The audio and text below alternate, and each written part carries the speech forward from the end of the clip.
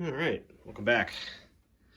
My youngest son and I got in here and put some of the base scenery down around this little stream, and I put a second coat of riprap there. I think that's probably gonna do it.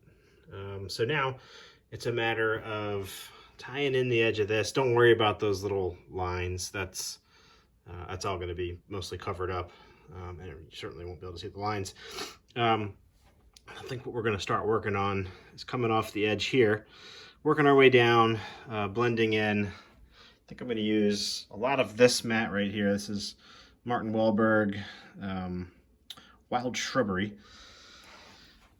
And it's got this sort of texture that looks like bushes along with like clumps of grass and some dirt colors in there. And it's real similar to the one I used over here, which had more of a tan and like a browner, sort of drier looking color going on. And my thought is it wouldn't be so dry next to a creek. So this is a little bit of a greener version of that same stuff. So I'll tear bits and pieces of it off. Probably work from, well, sorry, I'm panning back and forth. The grass, this kind of stuff, might put that down closer to the water. I don't know. I'll have to think that through. See which way it looks better with the. What I like to do is kind of tear through the bush and grab some of that grass too and have a little clump like that. And then I would put it in either with the bush where my thumb is or the bush where my finger is and just see which way looks better. And if I come back over here, that's largely what I did here on the edge of the mat and ended up doing bush where my middle finger is, grass where my left finger is, and chunk, chunk, chunk, and then just some of the straight clumpy grass down to the left there. And that worked really nice to blend it in and then come back in over the top with the Heki wild grass to really blend in the seam. So I'll probably do it a lot like that. That's my thought. Still haven't exactly decided what I want to do in the water itself. I think I'm going to put some stones and rocks and things like that, but leave it kind of a muddy color also. So more to come. That's just my thought as we continue to progress. All right, just starting to chip away at tearing these mats and laying them out. And I just wanted to kind of show you guys what it looks like sort of in process. These are just bits and pieces of that Martin Wellberg mat I showed in the last segment. And I'm just laying them out. See how they look. You know, do I want the bushes down towards the river, more up the hill? Do I like the look of, you know, grass on grass or grass on the bushes, or maybe a little of both? Running along this seam here, obviously nothing's been blended yet. I like to use that Heki wild grass along those seams and hide, you know, the pretty stark differentiation in color there. You can really hide that, which I also showed on an earlier segment. So just kind of messing around here. I do think before I pour this river, I've made the decision to get some little miniature river rock and kind of add those down into the river, into the stream bed there, and then just pour a very thin layer of the enamel over top of it. I think that's the look I'm going for. Probably bring some of them up the side of the bank a little bit as well. So just working on these little mats, and I'm also going to probably make some super trees. And, you know, I like to work back to front, so this is low-lying stuff. I can do this now. That's fine.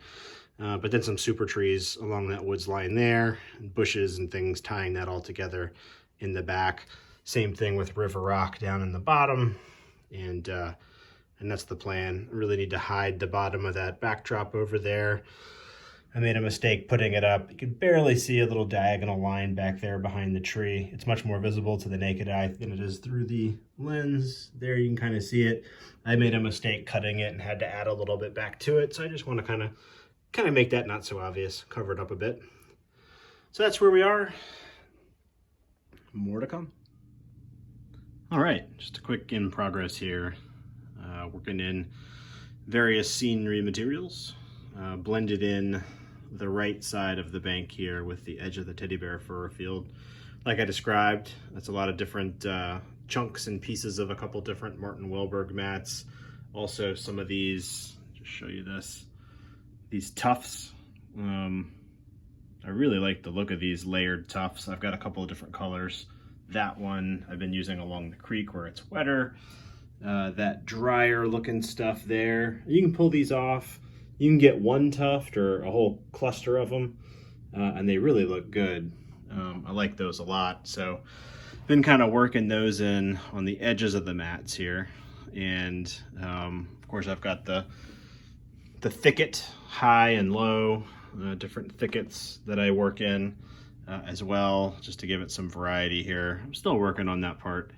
But as you look down the stream, that's kind of the look I was going for, just some thickets and you know, kind of overgrown long grass, and then the Heki wild grass. You can see the tufts of it along here. Point with the camera right along there. That was the edge of the teddy bear fur field, which had that very stark white to it. So it's pretty straight. It's pretty straightforward, really. It's just the Heki, different colors of Heki wild grass. I don't really stretch it all that much, just a little bit, kind of form it into shape, and then tap it right on down into the onto the seam, and it just sort of disappears like magic. I really like that stuff. So that's a pretty cool product. And yeah, just working along. Plenty more to do. You can see the edges of the mats there and stuff. Over here and around there, little cracks and things that I haven't quite filled in with tufts. Here's some of that. I'll zoom in on it. The layered tufts that are the lighter color. Right up against, I got several different things going on right in this little area here, just to kind of show you the different textures. So that's the that tanner layered tufts I showed. Over here is a little bit of a mat. There's actually some Silflor autumn pasture under here, a little strip of it I had left. And then I just threw some Heki wild grass right over the top of it to kind of blend it all together. But I think that's what I'm going for, just those sort of layers, different colors, different textures, different shades of green, different heights, everything's vertical. So that's how it's looking. I don't want to get too far here because I did get myself a little Christmas present on Scenic Express. Got a whole bunch of more different Martin Wellberg textures and materials coming my way. A couple of things I needed to replenish. The main onus for the order was the river rock. I got the fine and the medium grade. I want to kind of fill in the bottom of the stream with that. Not fill it in, but you know, put a good amount in there. Before I pour in the epoxy resin. Also started kind of messing around. That's actually one ripped piece from one mat right there. And it's actually the same mat that I was using here, just a different shade of it there. So I just stuck it on the end there. It looked right. I want to leave this where the leaves are. I'm going to make some trees and put them there. So I'll put those in first and then come back and work some of this underbrush up underneath them. But before I do any of that, I still need to dress that up back there. So just a little in progress. I'm liking how it's coming together. More to come. Oh yeah, we are getting after it now. Got all my stuff over here. I've exhausted the two Martin Wellberg mats. Got all my Heki stuff over there. Some Silflor stuff I'm mixing in. And yeah, I've done the blending, or a lot of it, right here in front of the camera and along this left bank now. I think in the last segment I had done a lot of the right bank. Still working up in here. But it's nice to see a little in progress. Show you guys how kind of bad it can look before you really blend in and use all the different textures and tools available. So this is just some ripped up Silflor late fall cattle pasture, which I felt like was a nice drier, you know, up above the creek, and you know, you're getting up towards the tracks, and maybe it's dried out up there a little bit, especially if the drainage does what it's supposed to be doing. So got a little transition from greener as I'm moving right to left to, you know, sort of a green brown over to almost like a light green tan kind of thing with some really dead looking tufts in it. Same thing there. So none of this stuff's glued down. I just finished ripping it and kind of placing it. I think I'm gonna try something different and put some stuff in first and then come back and put the dirt and, you know, ballast and all that kind of stuff down later. See how that works. And none of this stuff across the back is glued in yet. It's just rough tears and cuts of different of those mats. That stuff's glued down, but not blended at all. And what I really need to do is just work my way from that corner over and then come forward. And there'll be some trees and stuff along here to help screen that a little bit as that stream goes around the bend there. So that's what it's looking like. I like doing scenery, and this is fun. Before I get too much farther with anything along the track, I'm gonna bring, get the switch stands in like I did. Pan slowly, he says, as he pans too fast. That one. I don't know what's going on here. This keeps cracking. I'll work on it. It's not supposed to be like that. But switch stand there, then on the near rail there, near side here, far side there, and that's sort of this end. That's what the ladder looks like on this end. Actually, as I look at it, I need to make a little gap in here for the switch stand as well. So before I glue that down, I'll take that into consideration.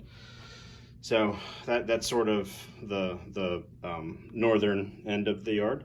The ladder that I don't really use. There's no lead on that end. I do all the switching from that end. You see where the switcher's parked. That lead comes off the ladder, goes all the way clear over through the Deepwater terminal and ends right there. So I generally classify from the south end. Everything I read in the yard design said, make as many tracks double-ended as possible. So I did. I don't know if I've ever used that turnout at an operating session. So, what do I know? That's where we are. Back to scenery. Okay, well, I said in the last segment I didn't want to get too carried away because I had some more materials on their way for the creek scene. And they just arrived today. So it's a Saturday. It's freezing cold outside. It's not a very nice day. And it's supposed to rain tomorrow, Sunday. So I think I'll make a little progress, but I was just going to show you guys what came and a few things that didn't, but I think we'll be okay. So importantly, the river rock, I got the sort of the finer and the medium. Those arrived, so that's good. That means that I want to use those for the base of the creek. And then I've already painted it like a dark brownish green, sort of, I don't know what deep water in a creek looks like.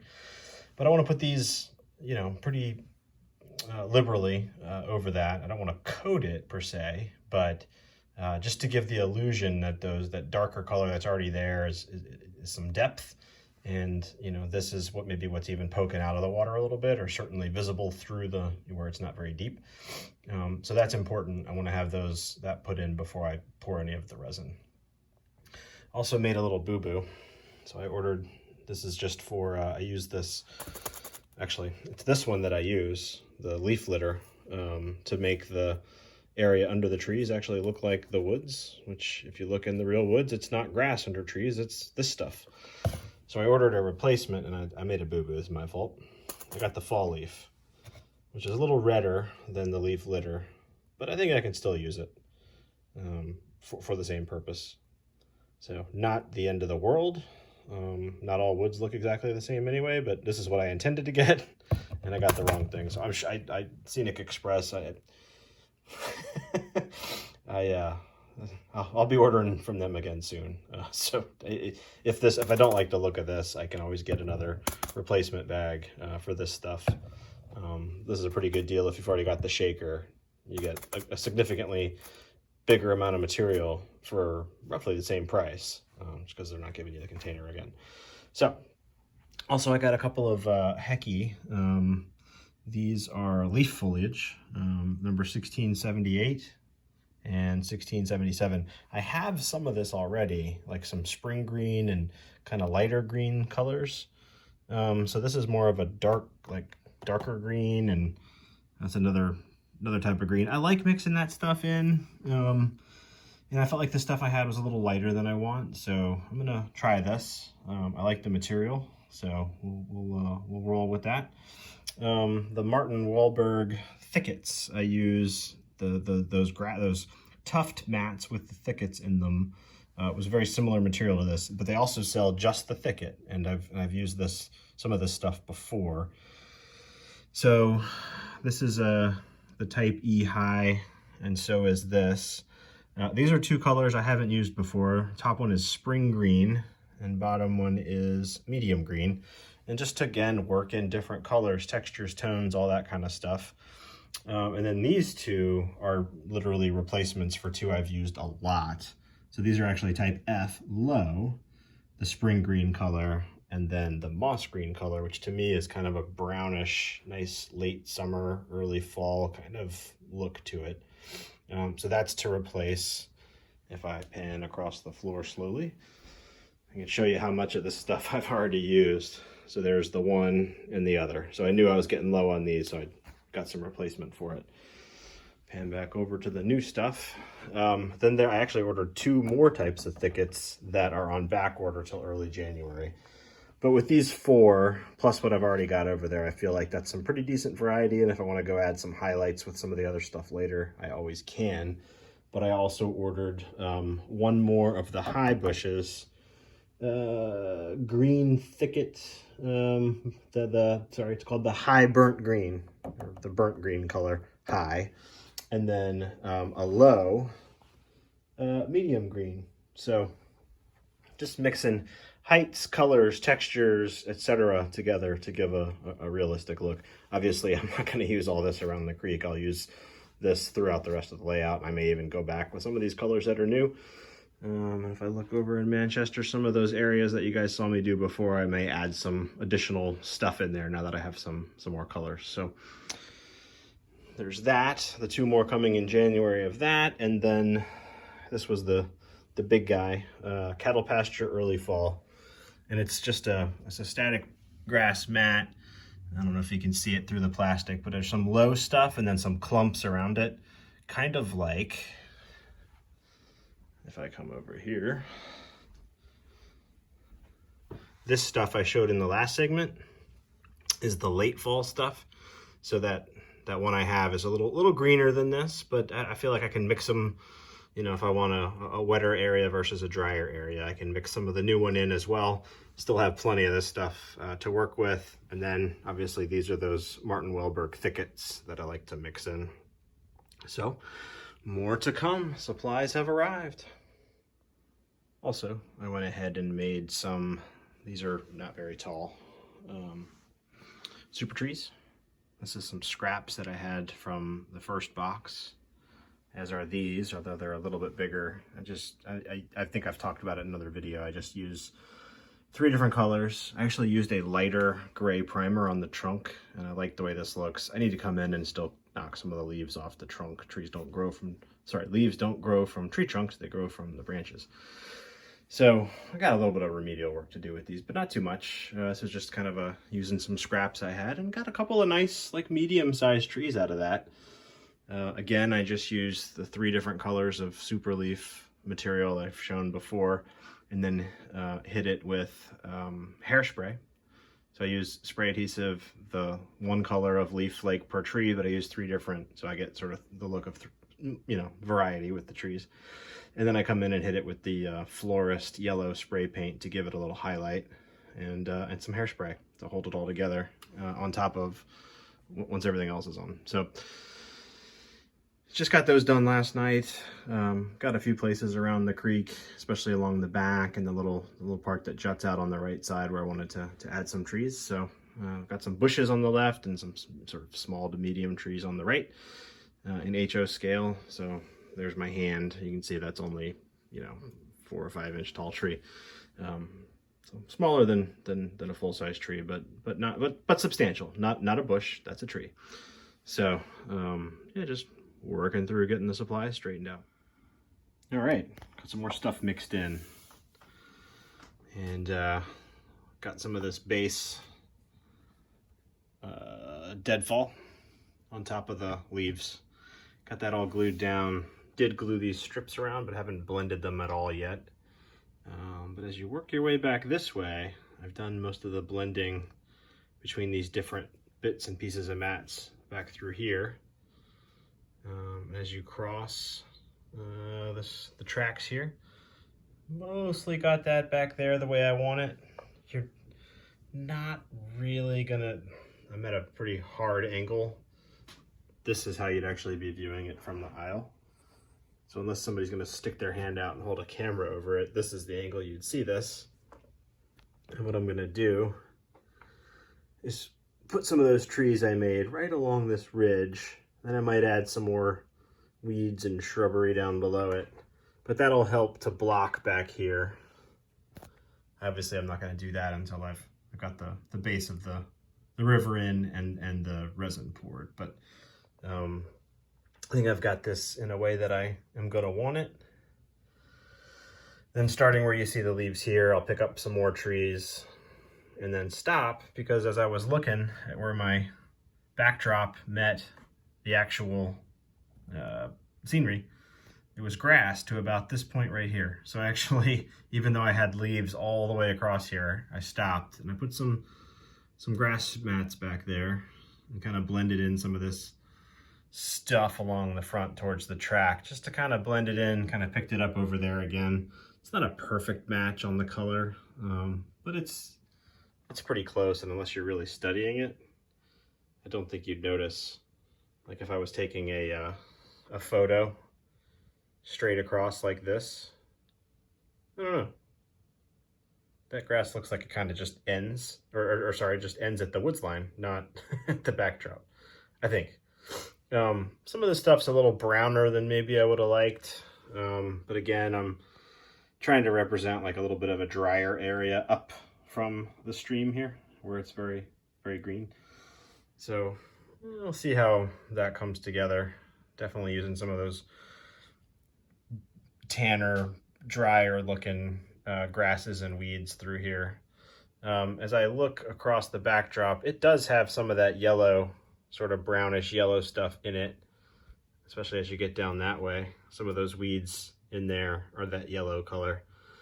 So I think that's kind of indicative of late summer. You start to get some of those certain kinds of things start to change color to that, I think. So anyway, we're here to run trains, not, you know, recreate creation out here, but do want it to look convincing. So I'm trying to pay attention and match things up the best I can.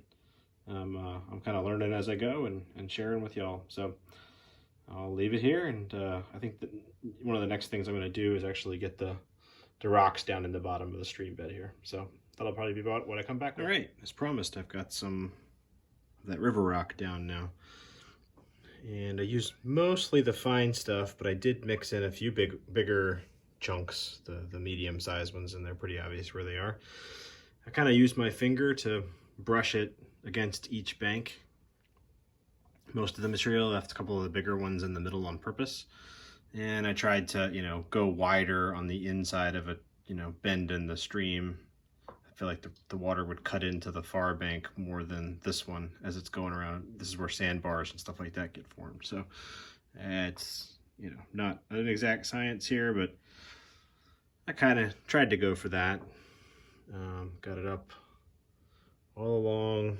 And then here, I assumed the water would be coming out of those spouts and dig out a little channel, which will be represented by the darker color. You know, there's only going to be a millimeter or two, maybe 3 of resin on here. So that darker paint is supposed to represent deeper water. So kind of going for the look of, you know, the water's coming out of those culverts and digging a little bit of a channel right there. Just subtle. And then more rocks up on this side, you know, kind of bringing it back and then just kind of disappear here around the bend. Again, that's where these trees from about here over, that tree line's going to come to about there. And so from a normal perspective, it'll look like the river just kind of does a little right bend and disappears into the woods. So more to come. I need to glue this down, but I'm a little low. I need to go get some, I like to use isopropyl alcohol And then I've started using diluted Mod Podge, and I'll probably talk more about this later, but it sure does flow a lot better than regular white glue. Between the alcohol, I think the Mod Podge it's better for this than the Elmer's glue, even though I've got, God help me, 2 gallons of white glue sitting there. I bought one of them. I don't even know where the other one came from. It just sort of showed up. So that I might not ever really use much of that, because I'm really liking the way the Mod Podge works. So little aside there, but I do need to glue these rocks down, let that cure, and then it's probably time to pour the resin before I can go much farther. Yikes. Need to make a little dam or something here. We'll figure it out. More to come. All right. Last night I got the resin poured into the creek, and I think it turned out pretty well.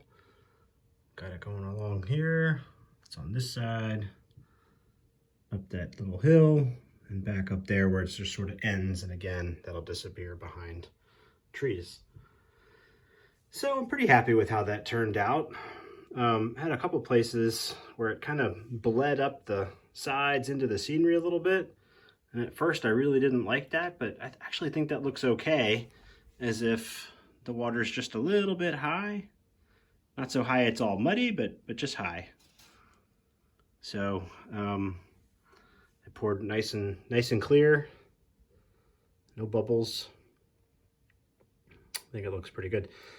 Next, I'm going to mess around, not on the layout, but I have some extra that when I mixed this up, that's also curing.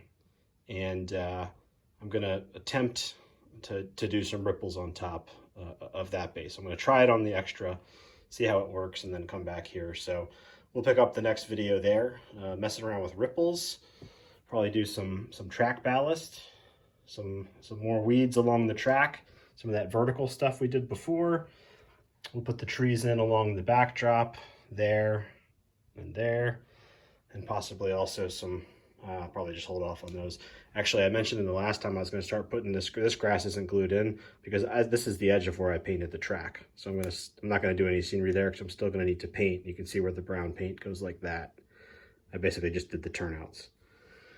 So I won't be able to get too much done back in this area, and I'll probably hold off on these trees. So next time, ripples, more scenery, some ballast, trees. And that should wrap up the creek project. Thanks for watching. I hope everyone is well and safe, and I wish you all some happy holidays and a happy new year. May 2021 be a good year for all of us.